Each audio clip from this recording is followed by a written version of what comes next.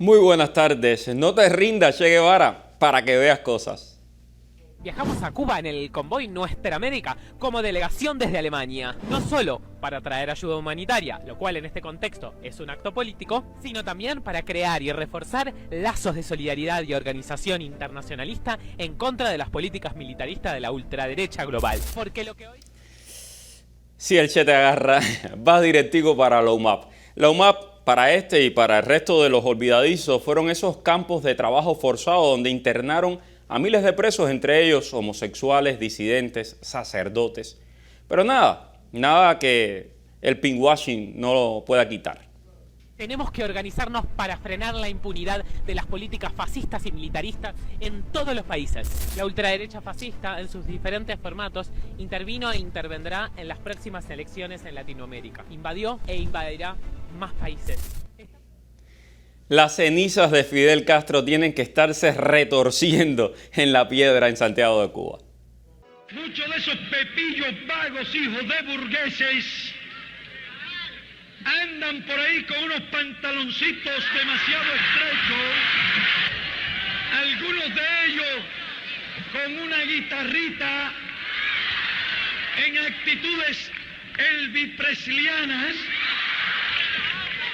y que han llevado su libertinaje extremo de querer ir a algunos sitios de concurrencia pública a organizar sus shows feminoides. Este grupo de seres fueron a Cuba a hacer propaganda y más de alguno salió en pareja de Cuba. El turismo ideológico deja sus frutos, pero no se pierdan la agenda que llevaron. Bueno, en este momento estamos viendo un apagón, el segundo en 10 días. Han paralizado absolutamente toda la isla. Esta es la política criminal del imperialismo. A donde sea, médicos, lo que se pueda. Y en el contexto muy distinto al nuestro, que es un contexto realmente terrible, de mucha individualización. Bueno, muy sintéticamente les voy a comunicar qué hacemos nosotros aquí. O sea, este Centro Nacional de Educación Sexual. Imagínense. Dicho sea de paso, el Instituto de Amistad con los Pueblos con el que se reunieron es la cantera de espías de la inteligencia cubana, para que después digan que la pequeña isla no es un peligro para los Estados Unidos. Y hablando de peligros, los bueyes artillados que tanto nos hicieron reír a todos y que enfurecieron al espía más mediocre de la historia de Cuba, Gerardo Hernández, que me dedicó unas palabras, fueron también objeto de burla por el Joker de la familia Castro. Vean. Bendiciones del vampirash. Oye, caballero, ¿quién tiene ahí unos güeyes que me preste para jalar el carro? Sí, que con los güeyes no gasto gasolina. El que tenga dos mulos, que me los tire para arriba. Tremendo, Gerardo. Para este no tienes palabras soeces. A propósito, algo que se me olvidaba como detalle final. Los zafaristas de la miseria que fueron a visitar a algunos activistas antiamericanos en La Habana, oh sorpresa, pensaban venir de visita a los Estados Unidos, estos activistas que viven en Cuba, pobrecitos. Con lo que no contaban ellos era con que el quitavisas, sí, el subsecretario de Estado Christopher Landó, ya conocía sus nombres. A gozar del comunismo en Cuba. Nada de visa. Hoy tenemos un programa de lujo y tenemos detalles de esa carta secreta enviada por el nieto de Raúl Castro a Trump y además otros temas relacionados con la isla. Esto es Cuba al Día. Sean todos bienvenidos. Radio y Televisión Martí presentan Cuba al Día con Mario Pentón. Cuba al Día.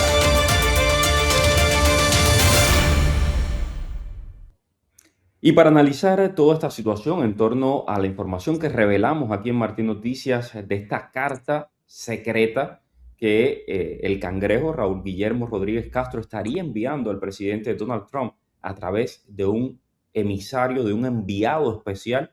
Bueno, nos acompaña un panel de lujo. Hoy tengo el gusto de darles la bienvenida a Sebastián Arcos, presidente del Instituto de Estudios Cubanos de FIU. Sebastián, bienvenido. Muchas gracias, Mario, por la invitación. Un placer.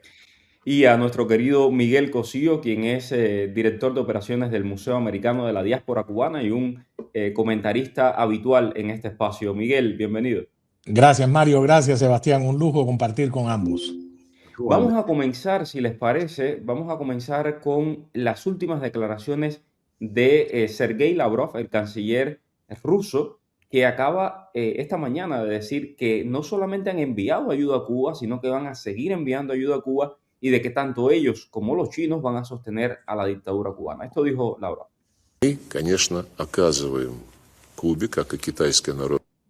Bueno, básicamente, y les traduzco aquí, por supuesto que ayudamos a Cuba, igual que China, la apoyamos políticamente en la ONU y en otros foros y también en el ámbito económico y humanitario. Hemos enviado el primer buque cisterna con 100.000 toneladas de petróleo para Cuba. Por supuesto, esto solo alcanzará para un par de meses, aunque no soy experto en este campo. Pero puedo decirles que continuaremos con esta ayuda y China, por supuesto, también lo seguirá ayudando. No tengo ninguna duda. Hemos reiterado en múltiples ocasiones nuestro firme apoyo a la soberanía e independencia de nuestros amigos cubanos. Las declaraciones del liderazgo cubano, incluido el presidente Miguel Díaz-Canel, confirman su determinación de luchar por la libertad de la isla hasta el final, con todos los medios a su disposición.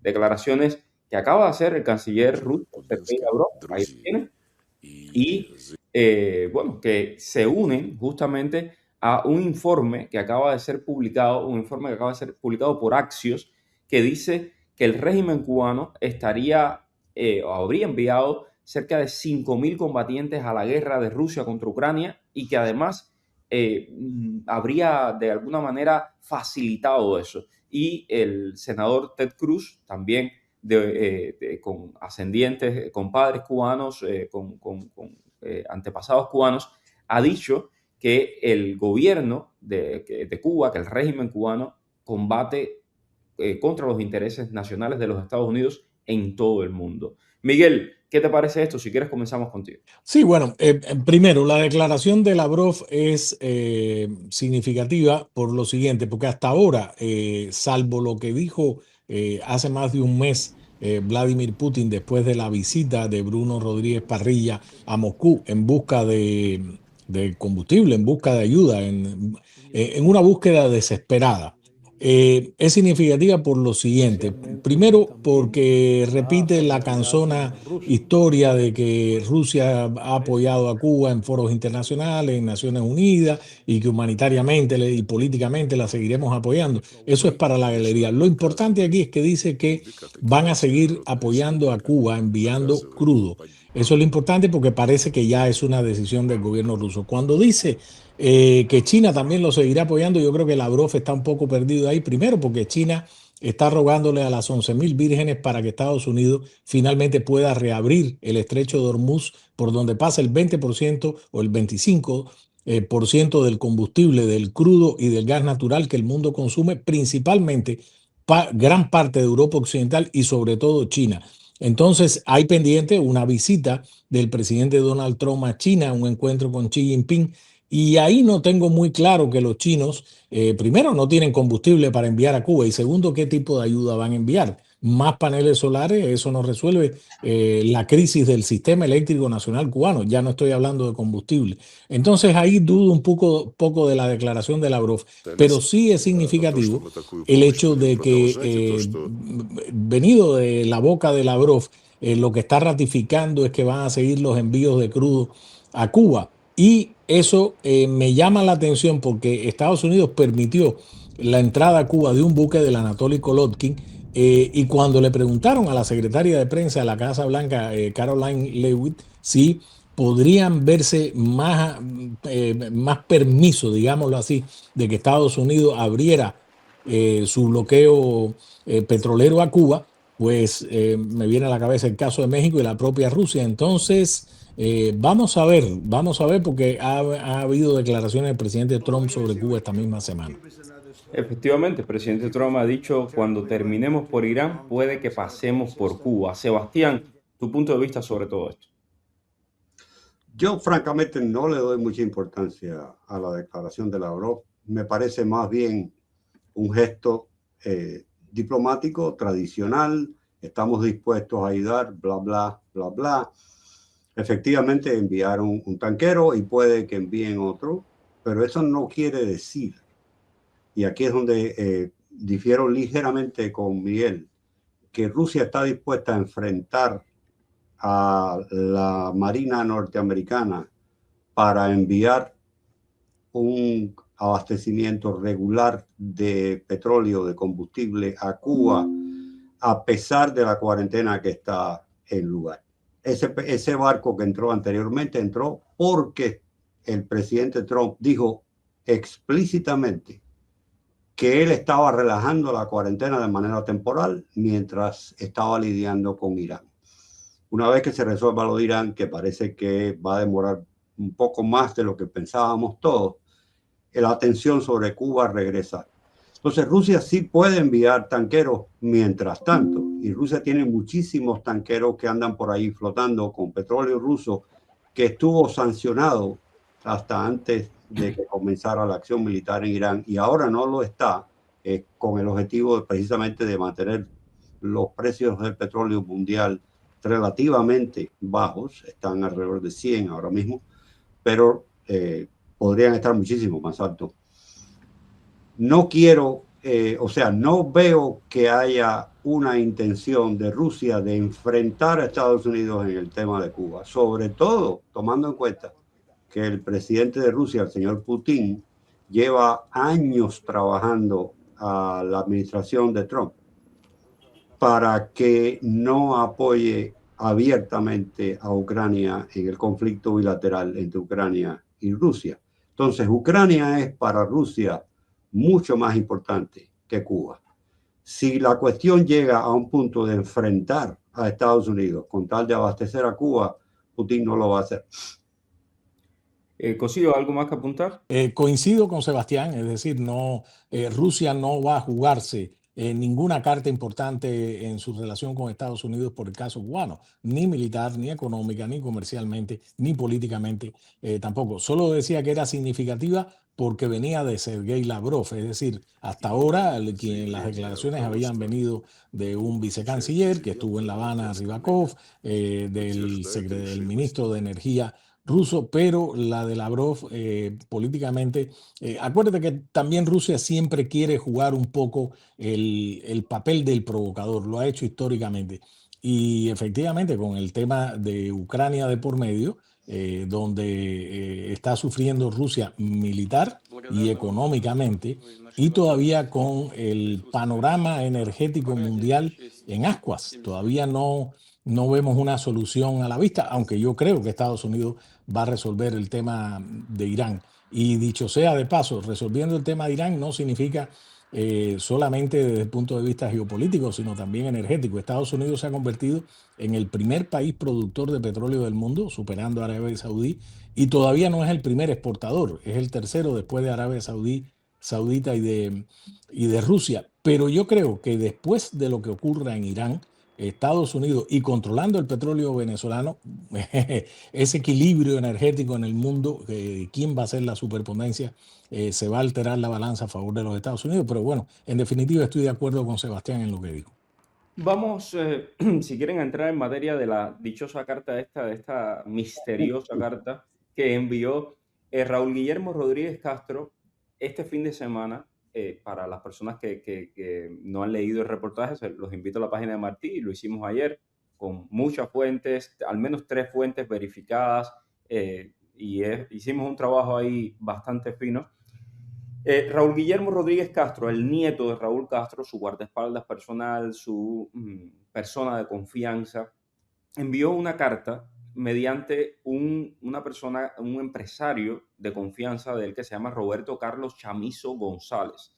Roberto Carlos Chamizo González está en las redes sociales con otra identidad, perdón, pero es el dueño de una finca que se llama El Patrón en La Habana, es el dueño de una empresa de autos de lujo y recientemente acaba de abrir un restaurante de lujo en uno de los hoteles de lujo del régimen cubano, en donde, por cierto, me comentan mis fuentes en Cuba, estaba el Cangrejo en la inauguración. Entonces, este hombre llega aquí a Miami con una carta y cuando intenta entrar con esa carta, lo detienen y lo deportan nuevamente a Cuba, lo repatrian a Cuba y él entrega esa carta a las autoridades de los Estados Unidos. De lo que me dicen mis fuentes en Washington, lo que me dicen es que esta carta básicamente es un intento de utilizar vías informales para para saltarse al secretario de Estado Marco Rubio y tratar de lograr una negociación directa con Trump. En la carta, entre otras cosas, se dice que Estados Unidos puede estar preparando una acción militar y que eso sería un grave error, y estoy citando textualmente, un grave error. Dice que Estados Unidos podría invertir en Cuba, y algo que me llamó mucho la atención, según lo que me dijeron mis fuentes, que en la carta Raúl Guillermo Rodríguez Castro asegura que las personas con las que él ha hablado desconocen la realidad cubana y que si se eliminaran las sanciones, las cosas serían completamente diferentes. Entonces, primero, ¿qué les parece esa carta y qué lectura sacan de todo esto? Mi impresión es que hay como un grado bastante grande de desespero en La Habana. Sebastián, comenzamos contigo. Sí, yo creo que desespero es la mejor manera de describirlo, porque desde el punto de vista diplomático es bastante burdo. En primer lugar, que no venga la correspondencia directamente de Raúl Castro, sino que sea de su nieto, 3 generaciones de diferencia.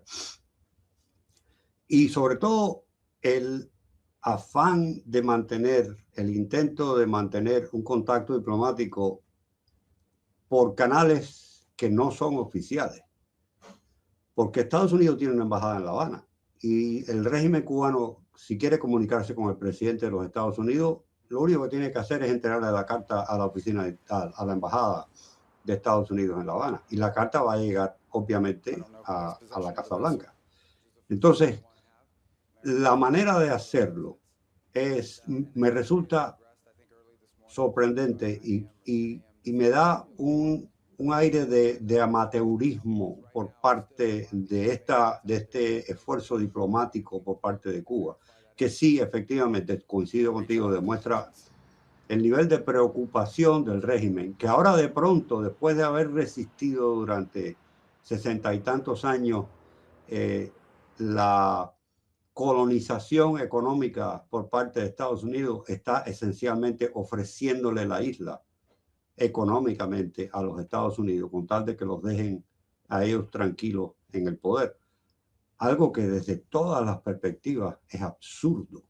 Entonces, me sorprende el amateurismo de la maniobra diplomática, y a la misma vez coincide con lo que yo esperaba del régimen, un intento de ganar tiempo en la negociación con Estados Unidos, hacer fintas, hacer pequeñas concesiones, todo con el objetivo de ganar tiempo, llegar hasta noviembre, a ver qué pasa en noviembre, si es posible extenderlo un poco más allá.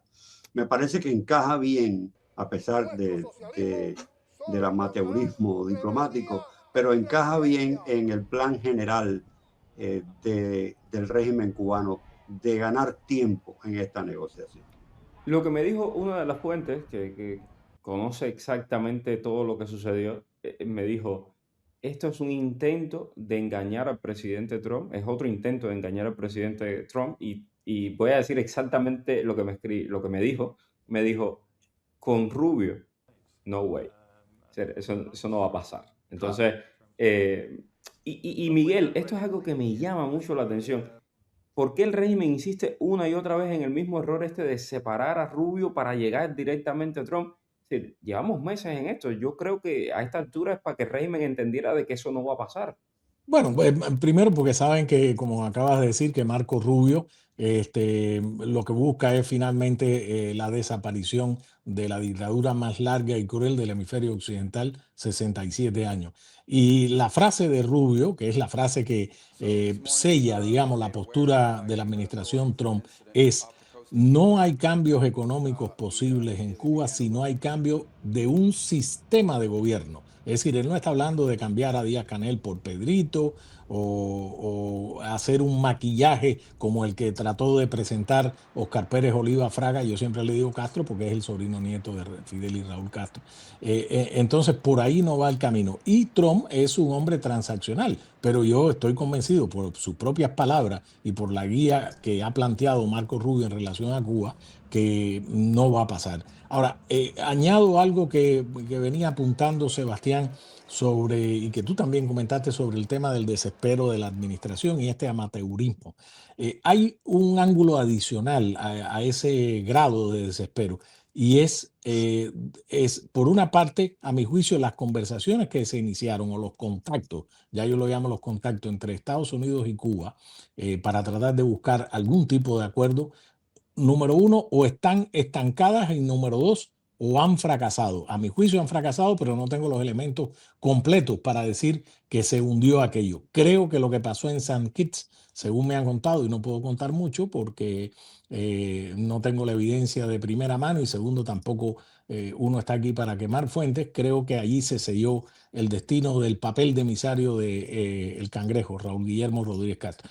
Y número tres, y no menos importante, da sentido a algo más, es que ni Raúl Castro, ni Raúl Guillermo Rodríguez Castro, ni Alejandro Castro Esprín, ni Oscar Pérez Oliva Fraga, ni el bufón de Sandro Castro, que dice varias cosas, algunas, casi todas no a tomar en cuenta, algunas que otras sí, es que no tienen confianza. Es decir, haber mandado a Chamizo con una carta tratando de llegar por otra vía aquí, fuera de los canales diplomáticos, o incluso utilizando a aliados para enviar este tipo de misiva, el propio Vaticano, por poner un ejemplo. Con el Vaticano ha jugado en el pasado un papel de mediador. Quiere decir que no confían en nadie, no hay interlocutores confiables. Y ese me parece que es el sello distintivo de lo que ha pasado con esta carta. Y entonces, si fracasaron estas negociaciones, que yo soy de tu opinión también, y luego después de conocer el contenido de esta carta, yo no he visto la carta, si yo no tengo la carta en mi poder, es muy probable que muy pronto la tenga, pero no tengo la carta en mi poder, pero sí sé lo que decía de esa carta, y esto lo tengo con 3 fuentes diferentes que no se conocen entre sí, que no tienen ningún tipo de vinculación entre sí, así que todo está más que comprobado. El hecho de que ellos estén hablando de una posible acción militar, ¿ven ustedes que el presidente Trump pueda tomar una acción militar en el caso de Cuba, Sebastián? Yo creo que se puede dar prácticamente por garantizado. La única manera en que, sí, claramente el presidente ha demostrado que hay un proceso que él sigue en Venezuela y en Irán, y Cuba no va a ser una excepción a este proceso. Hay una oferta inicial de negociación que, si no prospera en la dirección que Estados Unidos necesita o quiere, entonces se produce una acción armada para reafirmar que Estados Unidos espera cierto resultado específico de esas negociaciones. En el caso de Cuba, yo creo que el régimen no va simplemente a renunciar al poder del cual lleva disfrutando hace 67 años.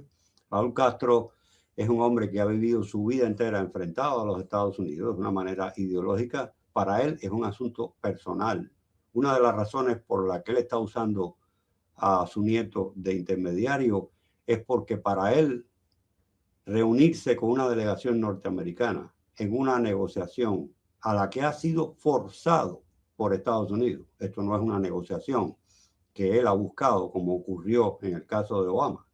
Una negociación en aquel momento que Raúl Castro planeó y preparó cuidadosamente y por lo tanto estaba perfectamente satisfecho con que ocurriera. Este no es el caso. Para Raúl Castro esto significa una humillación personal enorme. Él simplemente no se va a reunir con Estados Unidos y dudo muchísimo que vaya a dar su brazo a torcer a las demandas de Estados Unidos. Y por lo tanto no va a quedar más remedio de pasar entonces a la parte militar, a la parte cinética, como sucedió en el caso de Irán, que es un país mucho más grande y mucho mejor armado que Cuba. Y sin embargo, aquí estamos.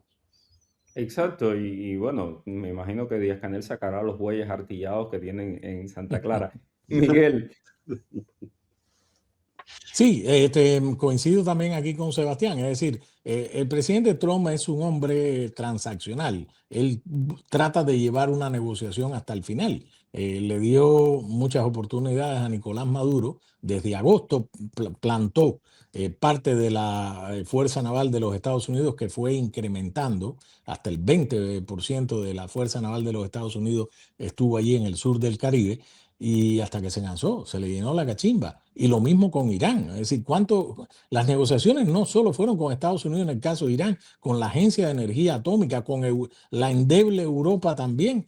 Y hasta que Trump le dijo, oye, no hay negociaciones posibles. Y hemos terminado en esto. Con todo y eso, Estados Unidos le ha dado una oportunidad a Irán en los próximos días a ver si recapitula. Yo lo dudo, pero coincido con Sebastián que quizás veamos una incursión militar, no sé de qué grado y de qué manera, no vaya a ser que en Cuba ahora nos pinten a nosotros tres como los agoreros de una intervención militar en Cuba, pero existe esa posibilidad, no hay que descartarla. Y todavía queda pendiente, adicionalmente a lo que ha apuntado Sebastián, la parte jurídica del asunto. Lo vimos en el caso de Nicolás Maduro. Está pendiente, están dando por ahí, no se ha tomado una decisión, un posible encauzamiento a Raúl Castro. Estados Unidos, el gobierno de Estados Unidos ha creado un equipo, una fuerza de tarea multiagencia para investigar y eventualmente perseguir a los líderes cubanos. Entonces, ese es un capítulo que todavía está bajo el velo, ¿eh? Exacto, y está caminando, está caminando. Yo tengo información acerca de eso.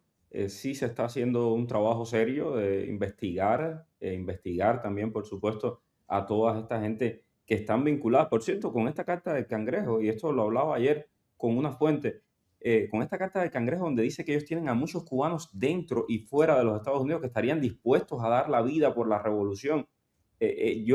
Vamos, música para mis oídos. Eso, yo creo que a Trump le encantará leer una cosa como esa y mandar a investigar quiénes son esa gente que estarían dispuestos a dar la vida por el régimen cubano aquí en los Estados Unidos. Pero bueno, eso es otro capítulo. Gracias mil, Sebastián. Gracias, Miguel. Se nos acaba el tiempo. Un panel de lujo. Muchas gracias a los dos. Gracias. Un saludo, Sebastián. Un saludo, Mario. Gracias, Mario. Bueno, Gracias, queridos Miguel. amigos, muchas gracias por su sintonía, por su amable sintonía aquí en Martín Noticias, en este programa Cuba al Día. Seguiremos muy pendientes de lo que hace la administración Trump con respecto a Cuba. Soy Mero Pentón. Excelente tarde.